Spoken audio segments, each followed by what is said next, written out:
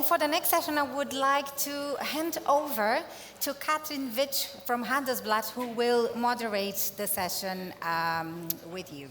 Thank you.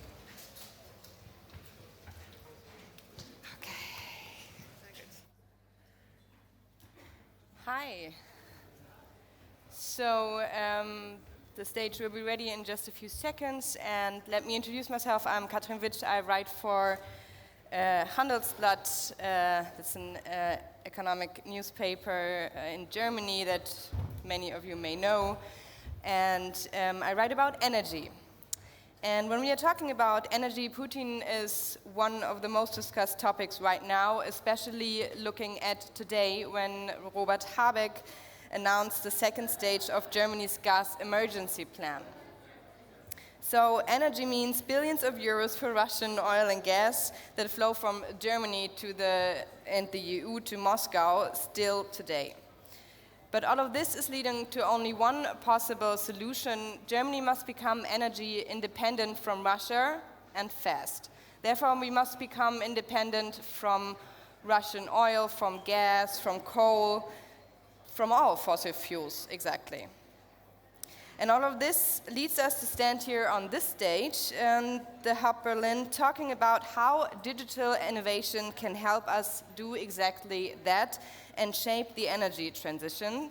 That's what we want to discuss over the next hour. But first, we would like to give the stage to Mr. Mirko Alexander Breit, Deputy Director for General Artificial Intelligence, Data and Digital Technologies, a lot, at the German Ministry of Climate and Economy.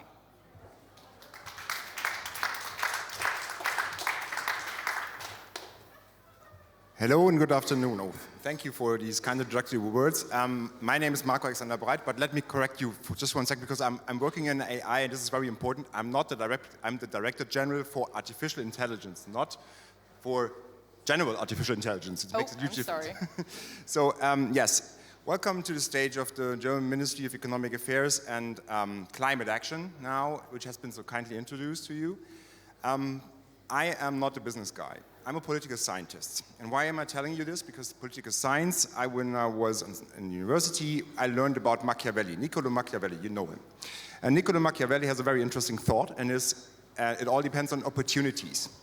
And if you want to take opportunities, being a good business leader, being a good political leader, or whatever you are, then the problem is how to identify these opportunities. And that leads me to ecosystems, because ecosystems, they are the nurturing, the fertile ground for opportunities.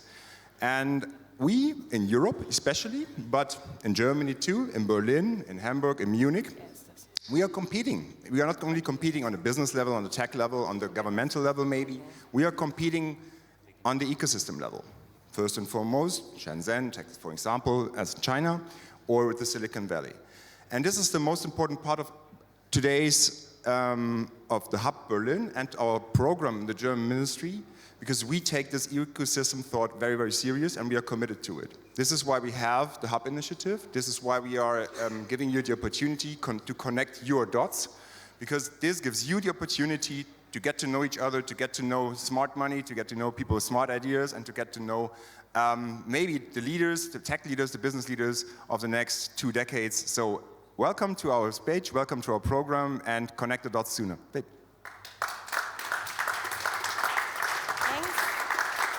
Thanks, Mr. Breit. And now I'm happy to welcome our guest for the next hour. First of all, Hanna Hennig, CIO at one of the biggest technology specialists from Siemens. Welcome. And Mr. Erik Weber, CEO of SpinLab, who actually helps green energy and smart city startups to grow. Hi. And last but not least, Mr. Mirko Ross, CEO at ascin, a company managing the cybersecurity of it all. Hi.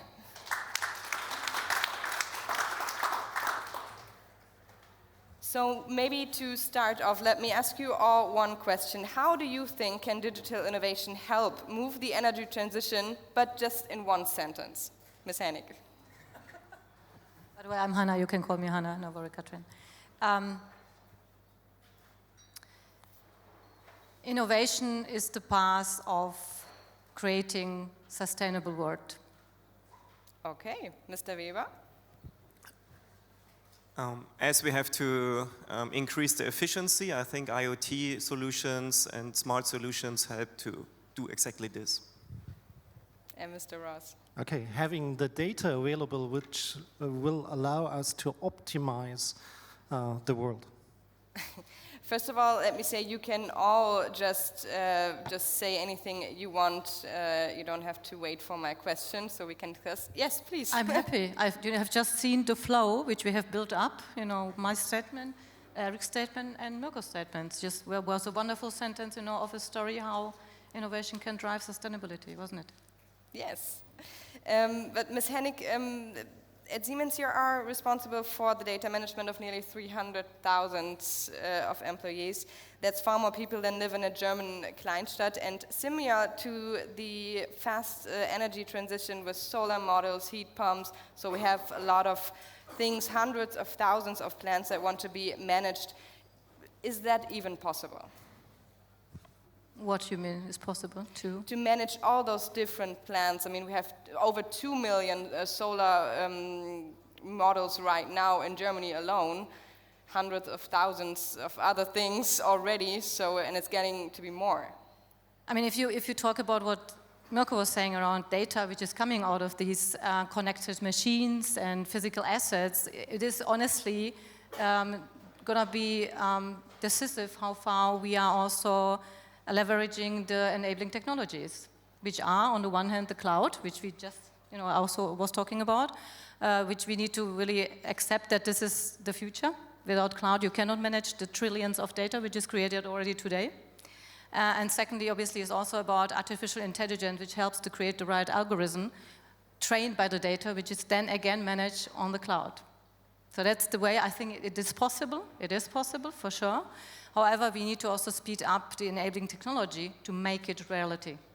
So to speed up the technology, Mr. Weber, that's exactly what you're doing with startups and innovative companies. Could you maybe give an example of an idea so we get an idea how this could work in real life?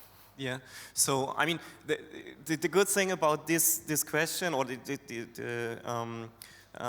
the solutions we need is that the technology is already out there. So it's not 100% new. There are existing technologies. There's a lot of structured data, which is much better than unstructured data because the sensors, they always deliver structured data.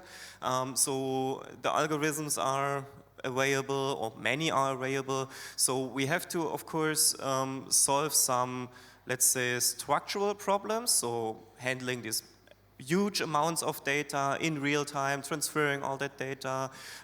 So there are still challenges, but the basic technologies, I would say, are out there. Of course, there will be more applications, but I'm quite confident that we developed a lot of technologies so that we can really already now be quite confident to really solve that the energy transition will work. I think that's the good news already. But giving two examples of this, as you asked. So for example, we had a startup, it's called Flynex. They have an operating system to manage drone missions. And one application, and this is by far the most popular one, is that they use these drones to fly over the energy grid, like electricity grids.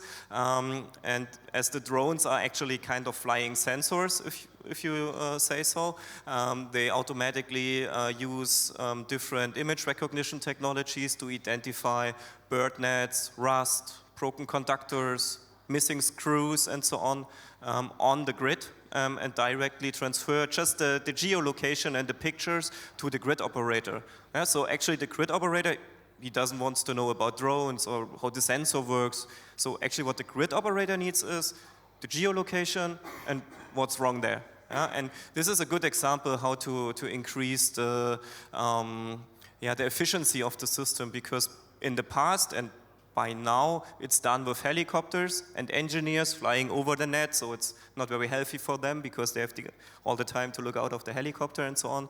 A lot of emissions, it's very loud. Also, there are I mean, it's very hard to identify, for example, a missing screw from a helicopter. So it's a better quality now with the drones and things like this. And I think the technologies are out there. Now it's time to adapt it. And we did this, for example, with NVIM, which is part of E.ON now. Different other grid operators, so very great example, I think. Or another example that is also something Siemens is active in, actually. It's a startup called PriPredict. They use sensor data, for example, pressure from water networks to identify leakages, but also localize leakages. Very accurate, and also to forecast leakages that will happen in the near future. So we do have the instruments already, that's what you are saying, but you also mentioned a few structural problems. Mr. Ross, you are also an expert on the topic. What structural issues do you see in Germany? No. And do we have the startups? Do you agree with Mr. Weber? Well, first of all, I'm the cybersecurity guy, so I'm always the showstopper. And let me have a look, like if you look in the energy grid, of course, I think there are good reasons why we need an energy grid which is digitalized, because otherwise we'll have no chance to go for the energy transition, and even with the crisis in Ukraine, we'll see that amplifying, because we need the renewable energy sources, but we need as well the grids who can deal with that, and without digitalization this will be not possible. Now comes the real showstopper, and the real showstopper is we need to connect assets to do that. And if we connect the assets, we are getting three effects on it. First of all, we are getting more vulnerable. And the question is how we are dealing with these vulnerabilities. How can we do that? I think, to be honest, the bad story is we are vulnerable. We need to get more resilient. That's it. So if something is happening, I mean, it should not shut down our entire power grid. Second, the question is about sustainability of digital products itself. So, for example, take the car industry, the vehicle industry. Usually, an unconnected vehicle had a lifetime of 11 years. I remember my first car, I almost drove it 11 years maybe. The connected vehicle, the e-mobility, they have a lifetime of 7 years. But it's almost the same amount of resources we need to produce that car. So the effect will be, if we don't change mobility, we will create more cars. So, which is then, I think, a negative impact on the sustainability. So there's something more to do than only going for digitalization. Oh, and the third, yes. And the last but not least is, if we are not taking care of that, we are getting unrepairable products. We are getting unrepairable products because cybersecurity is forcing us to implement digital right managements to these products. It's just to keep safe that the component, for example, is exactly the component which comes from Siemens, and it's an original component, because your liability is to take care that this product is working. Which means that you maybe can't repair a product in the future without the permission of companies like yours and others. And we have seen that, for example, in the US, where farmers were not allowed to repair their farming machines, and now we have the first right to repair bills coming in place in the US in this corner belt states. So I think there are a lot of challenges connected, not only making the products digital, it's a transformation of business, a transformation of relationship between customers and corporations, and how we deal with all these vulnerabilities.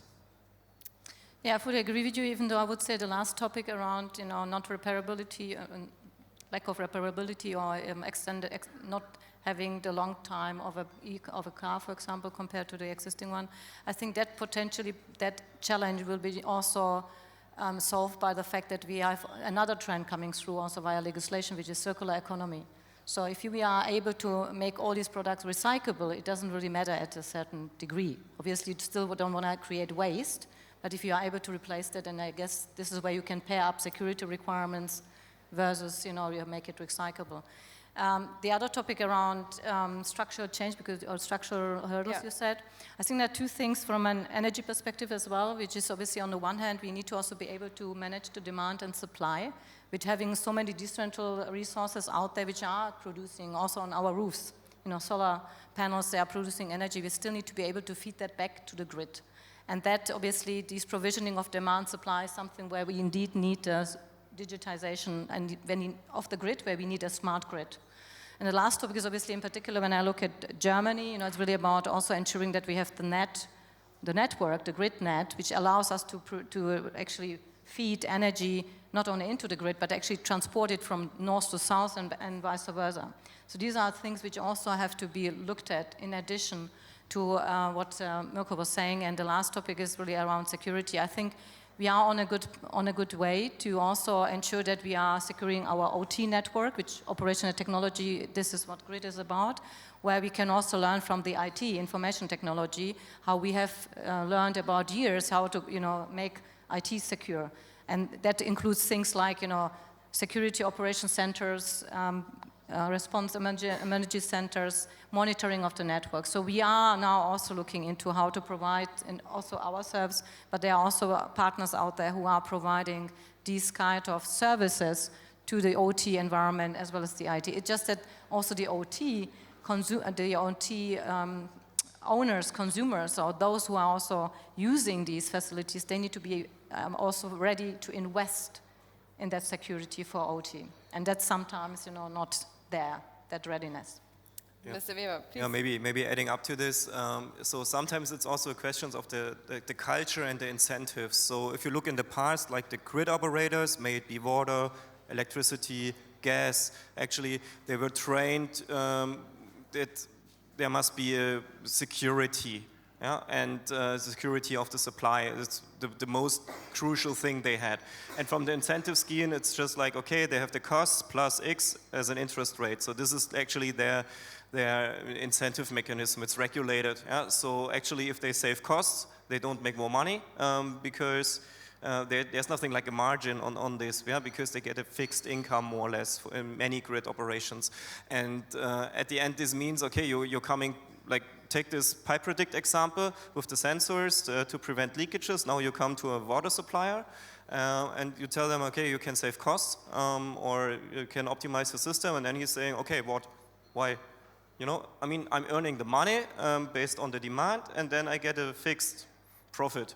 Yeah, so it's regulated anyway. So why should I save the cost actually? And this is also a question of the incentive. And having these people trained for decades that it's much more about the security of supply. They will even argue, okay, I can't earn more money, and at the same time I'm touching a running system.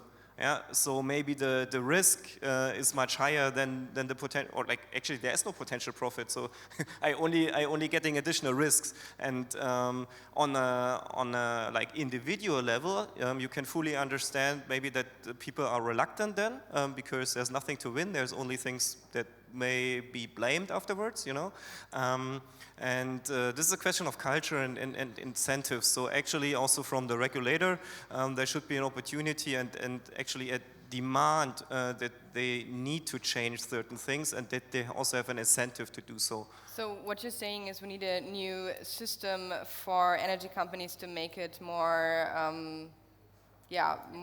yes, appealing, thank you, monetary appealing, for them to invest in those technology sets, what you're definitely. proposing. So maybe they should have like a fixed budget or a share of their total budget that has to be spent on innovation that is maybe environmentally friendly or something like this.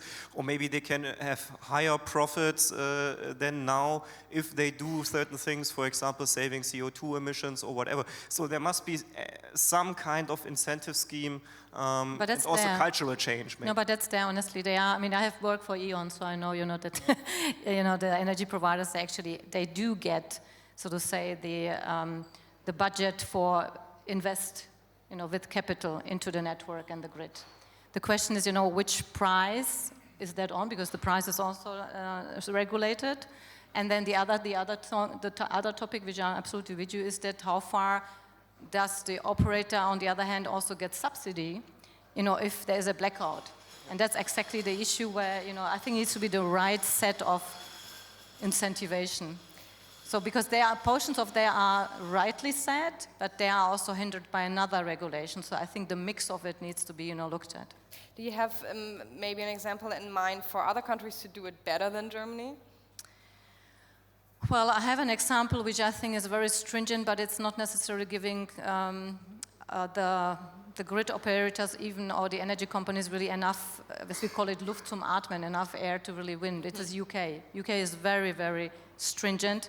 They are even regulating the consumer price. It's not only the grid price, but even the consumer price for the energy.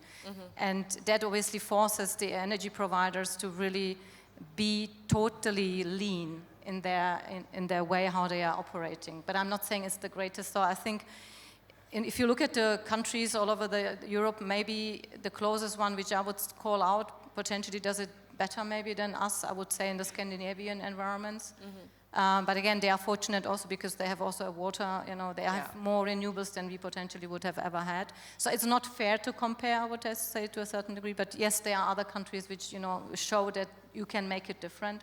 Whether they have found a silver bullet, I'm not sure, honestly, because again, if I look at UK, it doesn't mean that the grid over there is better, honestly. Yeah. And not even digitized. I think, if you look at the energy companies, this is already critical infrastructure. So we are already stepping into a high regulated market. So towards, for example, cybersecurity, it's very strict. If you're an energy company, what kind of cybersecurity standards you need to take care of. The problem with digitalization is that it's, to be honest, too complicated to overview. If we connect assets, we are stepping in a world which was in before, when it was unconnected, it was quite sorted. Let's say it was quite easy to make an overview, to make your threat landscape. This was easy. Now, if we connect it, it's getting, to be honest, too complex for the human brain. It's even getting too complex for me. Why? Have a look. A good example is like the problems of your neighbors can get your unexpected problems.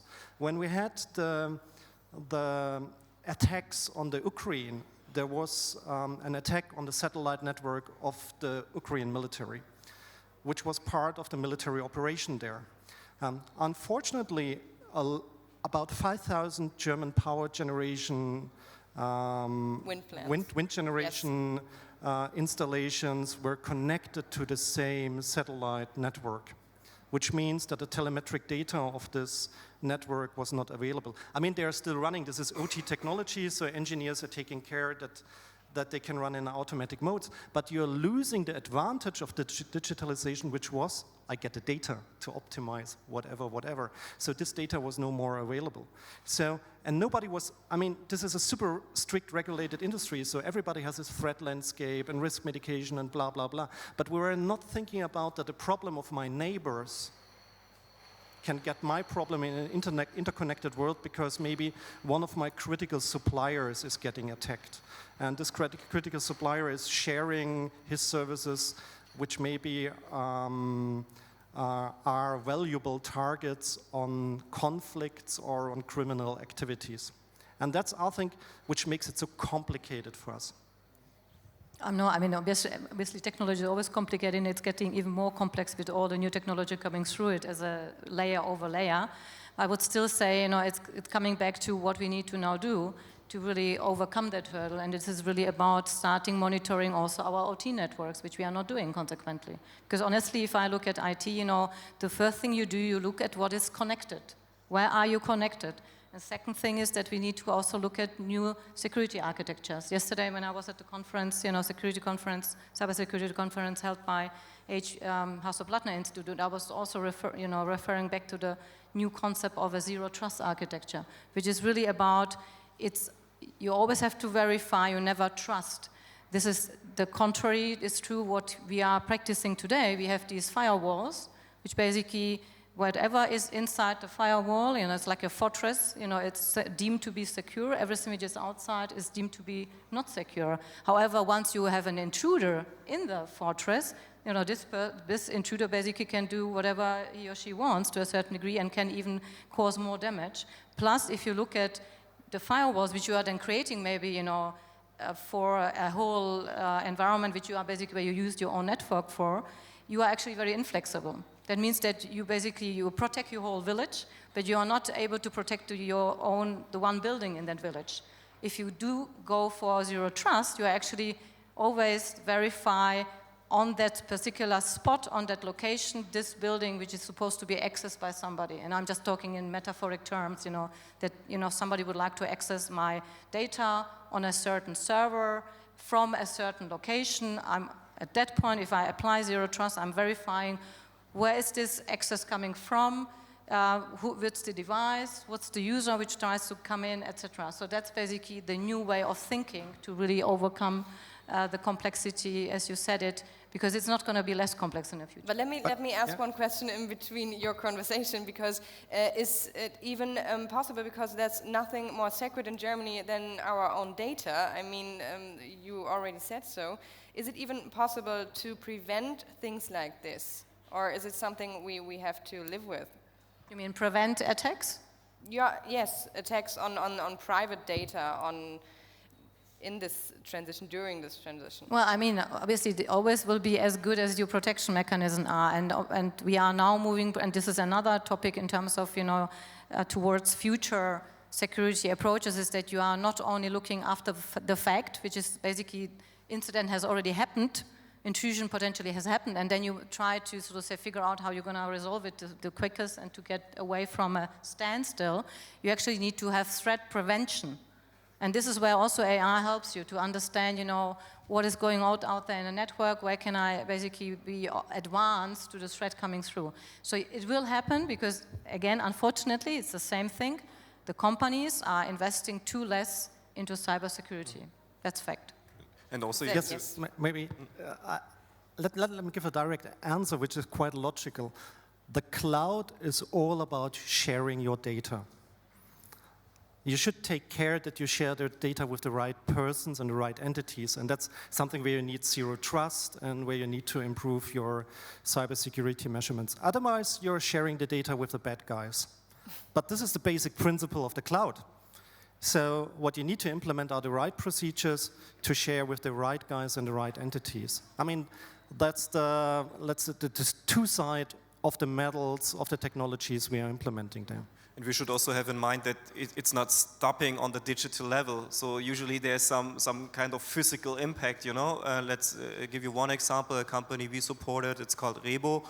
They actually do anomaly detection in OT networks, so used by major parts of the German energy grid, and they learn the communication network in this OT environment, and then they analyze, are there new network partners that have never been in the network before, what is it, what could it be, and then they can have an alert based on different AI mechanisms. Actually, it's machine learning, so they learn how it looks like, and then they see incidents, which brings two problems. Actually, they may learn already an infiltrated network, and then the AI will learn how it looks like at the moment, and will think that the anomaly, which is already in the existing network, they will use it as normal, this is a problem. But the second problem is, if they have this kind of alert, it could be different things. So for example, they identified new communication partners in that OT network,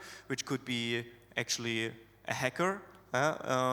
But at the end, it turned out it was just it could be also just a supplier, like a service provider with a technician entering this network to do some maintenance work, which is luckily the more frequent case.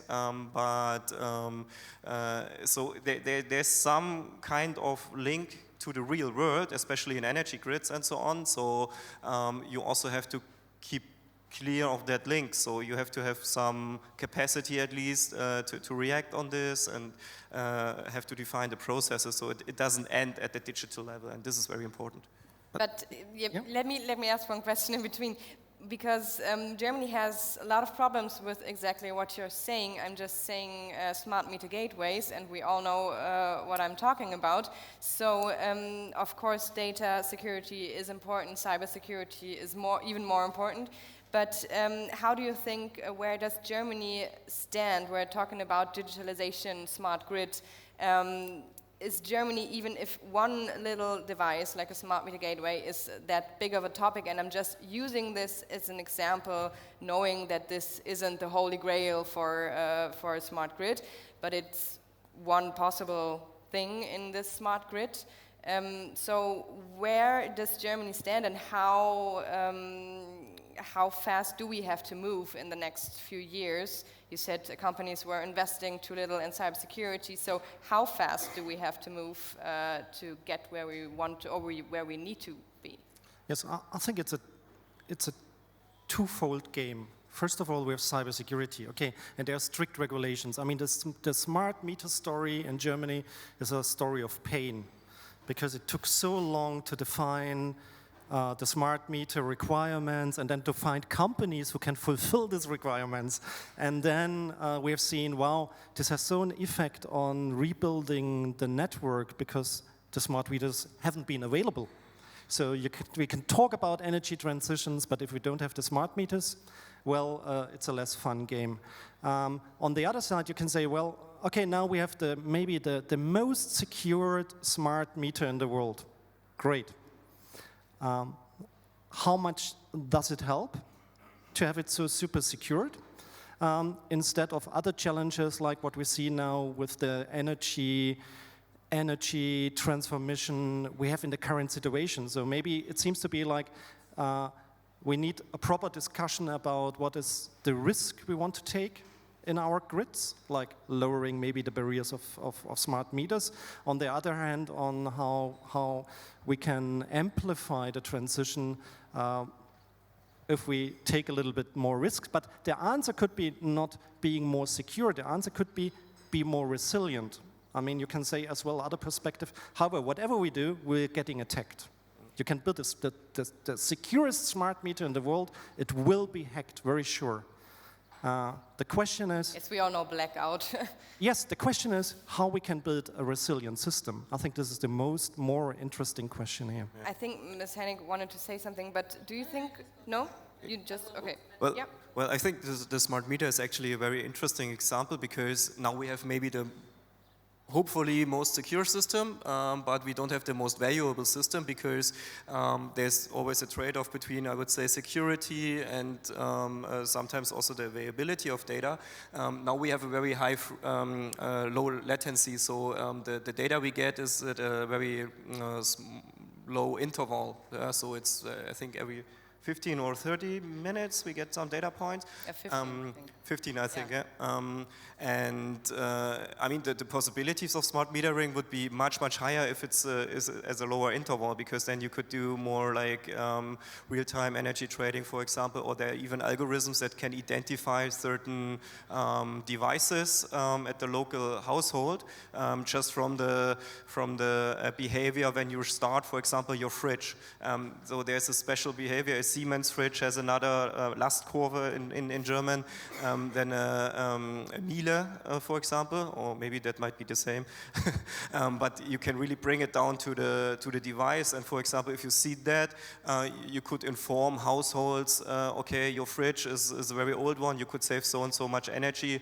If you buy a new one with a return on investment within 3 years, I don't know. So there would be much more opportunities with a higher frequency, but it's just not delivered now, because now we have it more, maybe it's a question of safety, maybe it's also a question of how good you can handle it and how much data you produce. But at the end, now I think the frequency is at least at the interval that misses some opportunities that would be possible from a technical perspective. So you don't think we need to take more risks? Well, sometimes we should. But again, it's a question then of the resilience. So what can happen with that data, and what is the counteract? So maybe a data breach is okay at a certain level, as long as it's limited and as long I have some counteracting mechanisms. So the potential risk, monetary, but also maybe ethical, is somehow limited as well. And this has to be in a good connection. So I think in Germany we usually have the tendency to make it super secure, super safe, and it will be hacked anyways at a certain point of time. Not anyways, but I mean, there's still there's some likelihood that you can't exclude from the system. I think we need to take now another dimension on this discussion, honestly, because we are now very much talking about grid and how to make them secure, etc. Fine. I mean, smart meters. I think we are getting there. Yes, it took a long time until the standards are defined. Honestly, it was also driven by the fact that utilities have been calculated, the business cases around building smart meters. It was not really paying off. The same thing with EV cars, e-cars. E.ON was basically calculating, utility, was basically calculating on e-cars 20 years ago, 15 years ago. It was not paying off. Now we have a demand, and it suddenly, everybody's engaging in that. What we rather need to focus now is actually a discussion besides enabling our energy grids, is really to talk about how do we actually save energy? How do we save energy? So first of all, we need to avoid even consuming energy and needing too much energy. And this is where the technology is also helping us. But this is even more of a discussion. Like, where do I save energy consumption in my factories, in my manufacturing processes, in my households? We talked about, yes, that's maybe my smart metering, will help to a certain degree, but even there, we need to understand which products are even able to be attached to a smart meter, which will then allow me to consume less. Yeah. So, and by the way, coming back to your question, which country is somehow a little bit of a leading there. For example, a couple of years ago already in Scandinavia, there was an app created by a utility company, which was actually showing where you could, as a neighbor, compete with your neighbor, how less and least energy you have consumed compared to your neighbor. Again, all anonymized, of course, yeah? But it would show you, if you are in a community, all of them being attached to the app, who is basically the winner of consuming the least energy. These kind of models we need to look at. Because honestly, what we are talking about, modernizing and making all our grids smart. Yes, we need to accelerate, and by the way, COVID and these crises are, unfortunately, only in these cases, push us to accelerate, but we need to now really rethink the whole way how we consume energy, and why do we even, why do we spend so much, or do we need so much energy? That's the focus we need to also have a look at, and we need to do it now. So why isn't that happening already? I mean, like Mr. Weber said, the companies are there. You said they are in Norway, they are in Germany. I know a few startups that help you consume less energy. So why isn't this happening already? It's a question of the user experience, and this is like, yeah, you can take it from a consumer perspective or a company perspective, but I would assume that the consumer perspective is a little bit more complicated.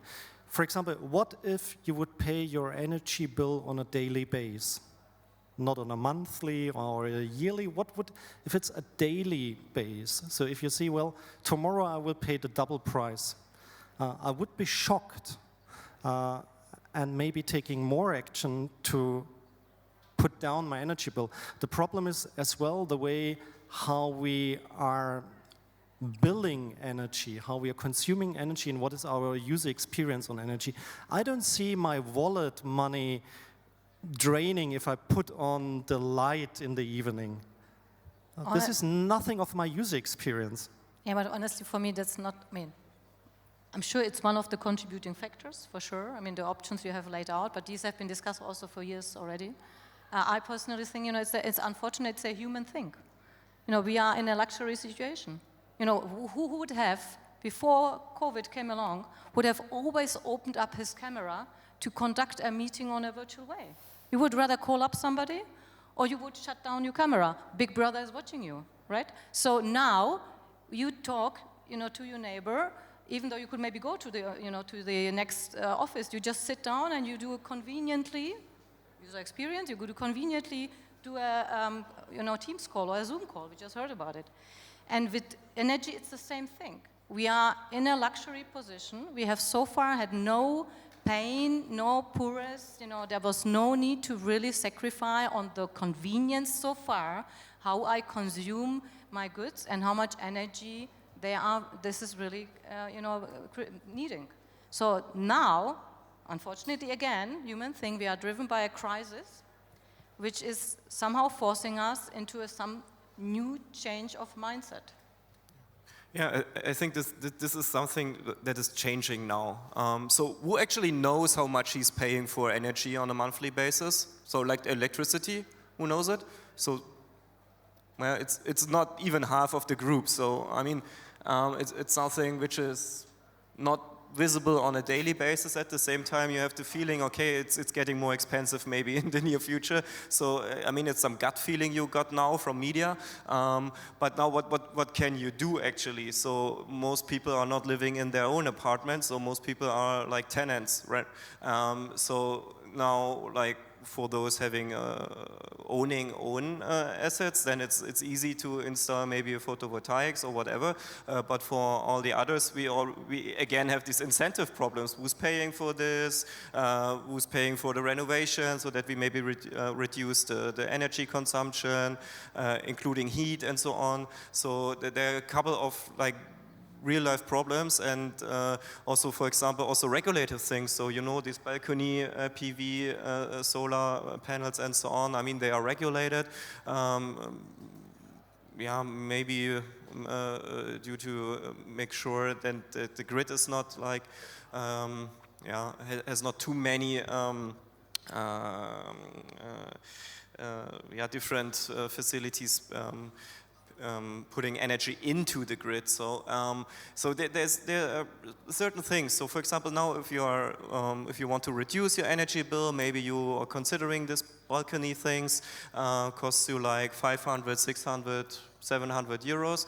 But now it begins. So you have to ask your landlord. So then you have to find someone to install it, and it's not so easy from the plug-and-play perspective sometimes. So there are a lot of real-world hurdles actually for many people to really reduce it. And I'm not telling about like light bulbs. Okay, everyone is using LED now, big effect. But there are so many other things like washing machines and so on, which a lot of people can simply not afford to exchange. You're right, and in that sense, maybe we need to also be looking at as a service models. So, which means that I'm actually in future, I'm not needing to buy a washing machine, just using the example, but it's actually I'm not leasing them, I basically pay per use. Yep. That means, I'm gonna get this fridge or the machine installed in my house, and then basically I'm going to be using it and paying it per use, yeah? Now, I would still say, I used to be a tenant. I also knew about my bill, and I was looking at it, and it's not because I was just working for a utilities company. But honestly, I think we are not, we are here. We are, again, in a luxury position, because if you look at, how many people actually are now impacted by the increase of energy costs, we should not really forget that.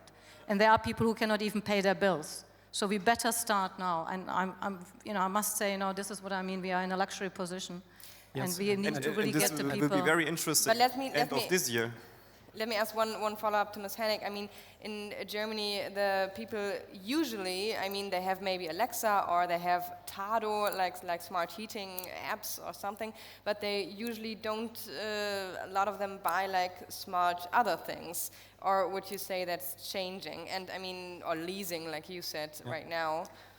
Yeah, what I was basically looking at is really just a future view. So as a service provisioning of your household has not started yet. Mm-hmm. But this is where I believe we need to be moving to get into a sustainable world. And are we moving to that? We have, since a couple of years, again, we are not fast enough there. Absolutely. They are again talking about partnering ecosystems, but where household producers are indeed partnering up with utility companies, for example, to create these kind of models. Do we have a business model out there which is exactly offering that to the consumers? No. It's just at the starting point. But that's why, we see it in the automotive, which is the biggest, we love our cars in Germany, right? So there is now producers like Volvo and Co., not even the German companies, maybe Mercedes now starts in that area, Daimler, where they basically now offer, you can consume your car regardless which brand you want. You can consume over the weekend your convertible versus during the week I'm having a family car because I'm going on vacation, etc. So this is what I mean. So they are starting, but are they starting in the areas which we now need for supporting the energy transition? Potentially not yet. I like the washing machine example because this is so life-friendly. Everybody of us has the problem with washing machines, and I know that the industries and the utility companies, they are working since many years, decades, about the question, how can we use washing machines to balance the power grid and fridges and so on. So there have been a lot of projects out there. What I think is mostly interesting on that, even if you turn it to subscription models or whatever, take the life perspective of people and how do we deal with that. If you are a single household, it's so easy to save energy then, because you're using a washing machine once a week, and you can say, well, not a problem, I will load it and it will wash in the nighttime when there will be the energy balance needed, blah, blah, blah. If you are a 6-people household with small kids and whatever, your washing machine is working the entire day. Because if you don't wash, you're getting other problems on your family supply chain. So what I want to say is, there are people out there who have the possibility to take part on that world, on saving energy and to get all the gains then. But we need to be aware not to creating an unfair world where by subscription, for example, the 6-household family is paying much more than today. Because they don't have a choice except sending the kids with bad clothes to the school. So what's your solution? Or what's your idea for a solution? I have no idea on that. I thought you might have. Okay, there are two ideas, but we can discuss it here on the panel. One idea is maybe it's in general a bad idea because we can't solve it. This could be one answer on it. The second, if we turn to this kind of subscriptions way, we need to rethink how we can reward or how the people who only wash once a week can take part of the burden of the people who have no choice and have to wash every day. Let's say it in that way. Even though honestly, I was also used to work in the telecoms industry. And when I started off there, as you can see, I'm not that youngest anymore. But at that time, we were also talking about, how can we help the customer? Why, do we even need to help the customer? It's good that the customer is actually consuming as much as possible of the minutes, which he or she has to pay. And suddenly, after a couple of years, it was clear that the competition was so tough that actually the companies turned around to provide transparency to the consumers, how much do you actually consume, and even offering better tariffs. So I would say it's the same model. If you go to a washing machine or a fridge consumption, you would potentially provide also different type of tariffs, depending on the volume of the consumption you are, time you are consuming, etc. I don't think that you will find this unfairness, because I believe strongly that the market will regulate if there is at all an unfairness. The market means, of course, that there is enough competition. That's the assumption. Mr. Weber, I wanted to come to a topic that you mentioned earlier. There's not enough money. Is there not enough money for innovations, for startups, in Germany particularly? We have another startup culture than, for example, in the US. And companies are not so risk-friendly sometimes maybe. But there's also a lot more money flowing into green energy technologies, like we heard yesterday from the IEA. So how does it look? We have enough? First of all, looking at the data or at the numbers, we can say that the invested amount of venture capital in 2021 was like 3.5 times the amount invested in 2020. So there's a lot of money coming into these areas, and a lot of money that is available for innovation from startups from that sector, also for green and clean tech startups. But at the same time now, let's say 4 months, I would say that also the clouds are coming already. So people are afraid that, or like the invested amounts also go down compared to last year. I mean, I'm a little bit critical on this because everyone is saying, okay, it's less money invested than last year, but maybe last year was a real outlier. Yeah, so Yes. if we compare it to 2 years before or the 5 years before that, it's still quite a sufficient amount of money. But the question is, where is it invested, in which topics? So we still see a lot of fintech investments, we still see a lot of software, B2B SaaS, and so on, which is important. I like this. It's not blaming these industries, but at the end, in terms of energy production, for example, or sustainability, I assume that this will be also heavily solved by new hardware innovation. Let's say, for example, hydrogen production, electrolysis, and so on.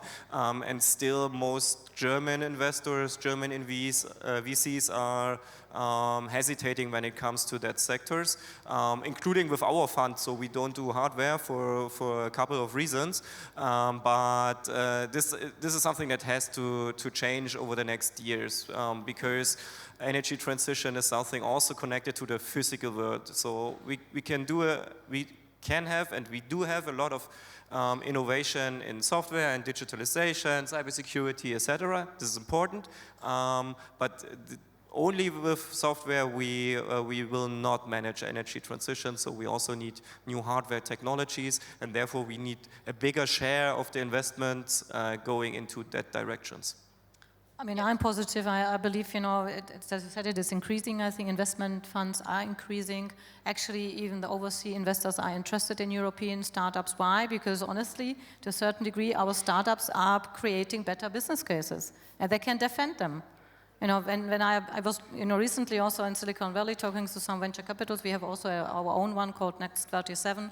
The colleagues tell me, when I'm looking into finding the right next startup, which I want to invest in, I obviously need to also challenge, how far sustainable that is, the business model is, can it really sustain, can it grow out and scale, etc. And very often, these colleagues are presented with very poor business cases, which, cannot even hold the first or second question. So I think, we have a very solid ground of a startup scene here. What I believe we need to maybe, rather look at, because I think we are able to attract enough money. It's just that we need to maybe professionalize it more. Also attracting the companies who are then even wanting to leverage the outcome of the startups, which, the venture capital companies are much more professional on, because they are, who of you have been maybe asked to join a Silicon Valley journey?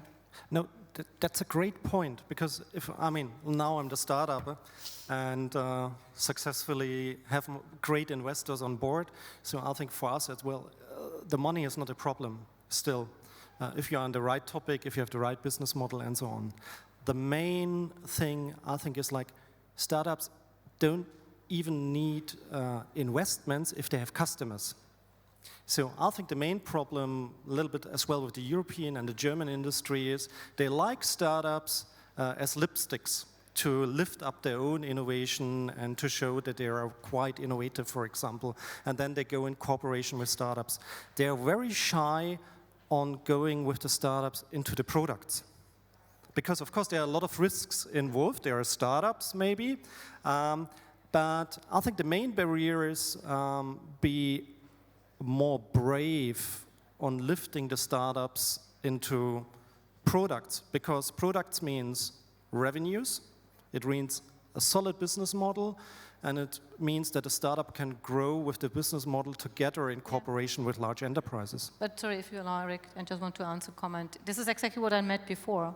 The point is that our venture capital companies which are investing in our startups here in Europe and in Germany, they are not inviting other companies to potentially use the product and make it scalable in their premises, okay?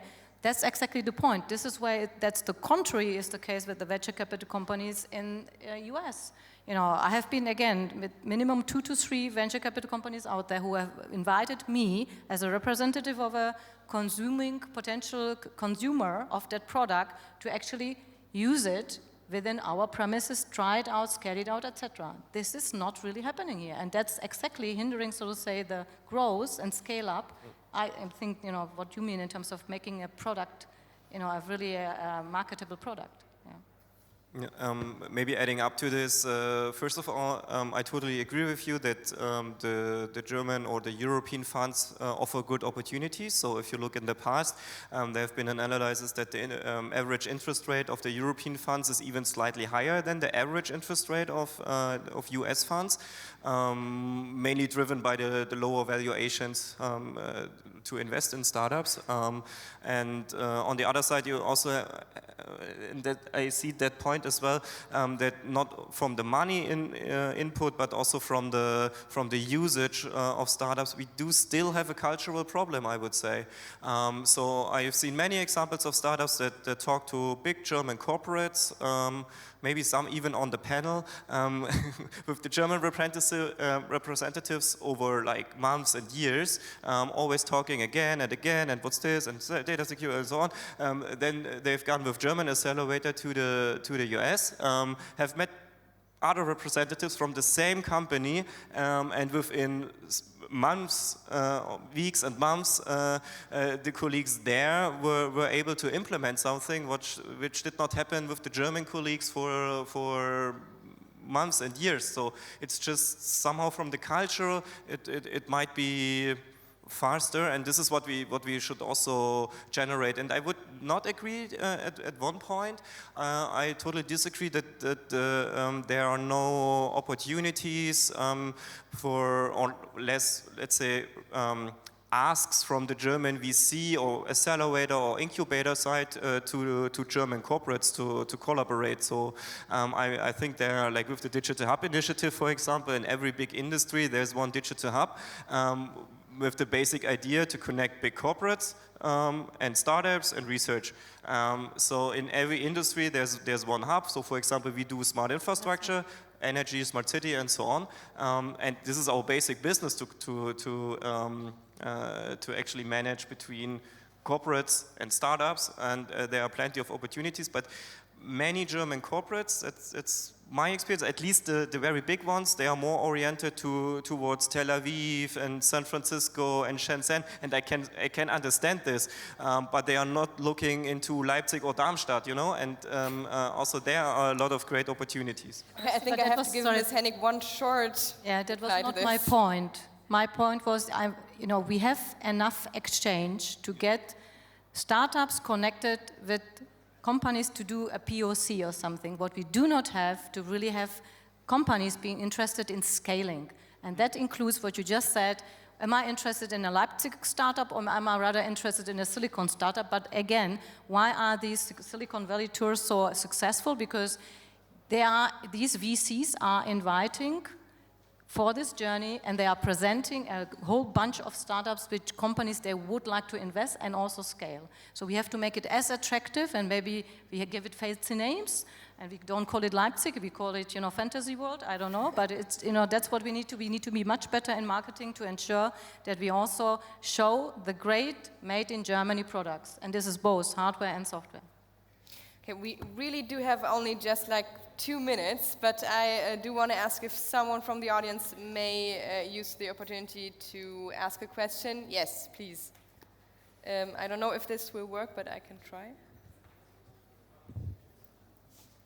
This lady comes. Oh, yeah.